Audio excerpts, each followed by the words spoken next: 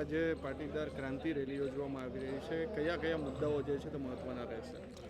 ગુજરાતમાં અત્યારે ભાગેડું લગ્ન પ્રથા એ બહુ જ પેચીદો અને દુઃખદાયક પ્રશ્ન દીકરા અને દીકરીઓ માટે અને પરિવાર માટે બની રહ્યો છે.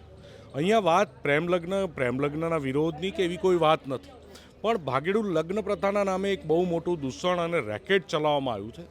તો ગુજરાતની સન્માનીય સરકાર આના અનુસંધાનમાં કાયદો બનાવે, કાયદાનું સંશોધન કરે અને વ્યાજખોરીનો જે આતંક ગુજરાતના ગામે ગામને જે બરબાદ કરી રહ્યો છે એની વિરુદ્ધમાં પાટીદાર શૈક્ષણિક ભવન જસદણથી ખૂબ જ મોટી સંખ્યામાં રેલીના માધ્યમથી મામલતદારશ્રીને પ્રાંતશ્રીને આવેદનપત્ર આપી અને સરકાર સુધી આ કાયદામાં સુધારાની માંગ સાથે આ ક્રાંતિ રેલીનું આયોજન થઈ રહ્યું છે. ચિંતન શિબિર પણ અગાઉ યોજવામાં આવી હતી, એમાં પણ આ મુદ્દો લેવામાં આવ્યો હતો. સરકારને એ બાબતે પણ આમાં પણ રજૂઆત કરવામાં આવી હતી. ફરીથી આ બાબતે એક વાત એવી પણ ચર્ચાઈ રહી છે કે 2027 આવી છે એટલે પાસના નેતા ફરી એક્ટિવ થયા છે.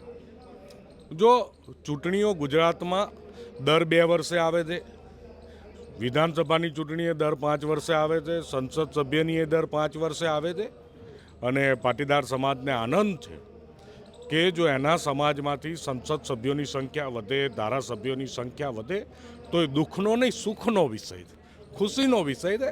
તો સમાજ અને અમે તો આનંદિત છીએ કે વધારેમાં વધારે ચૂંટાયેલા જનપ્રતિનિધિઓ લોકતંત્રમાં અમારા સમાજમાંથી જાય અને એના માટે પ્રયત્ન ના કેમ કરીએ?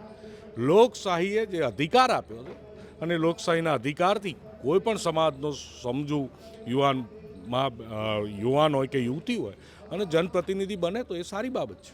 આગામી કોઈ આના સિવાયની કોઈ રણનીતિ રહેશે? આવનારા દિવસોમાં સમગ્ર ગુજરાતમાં આવી જ રીતે ક્રાંતિ રેલી, જનસંપર્ક યાત્રા અને જનજાગૃતિ અભિયાનના ભાગરૂપે અલગ અલગ કાર્યક્રમો કરતા રહીશું. પણ અમે આશાવાદી છીએ કે સરકાર અમારો બાયોડેટા બહુ સારી રીતે જાણે છે એટલે અમને બહુ નહીં મથવા દે, એ પહેલાં જ માંગણીઓ પૂરી કરશે.